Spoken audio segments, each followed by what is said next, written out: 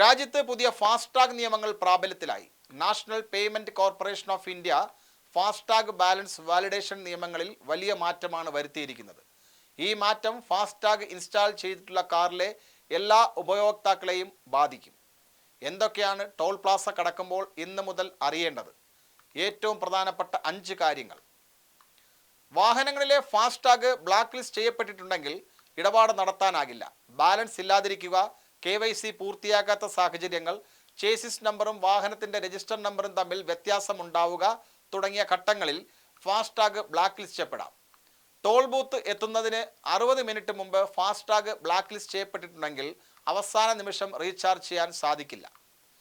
FASTag scan ചെയ്ത് 10 മിനിറ്റിന് ശേഷമാണ് ബ്ലാക്ക് ലിസ്റ്റ് ചെയ്യപ്പെടുന്നതെങ്കിലും ഇടപാട് റദ്ദാക്കപ്പെടും. ടോൾ പ്ലാസ കടന്ന് 10 മിനിറ്റ് ശേഷം റീചാർജ് ചെയ്താൽ ഈടാക്കിയ പിഴ ഒഴിവാക്കാവുന്നതാണ്. നിയമം ലംഘിക്കുന്ന വാഹന ഉടമകളിൽ നിന്ന് സാധാരണ ടോൾ നിരക്കിന്റെ ഇരട്ടി എന്ന നിലയിലാകും പിഴ ഈടാക്കുക.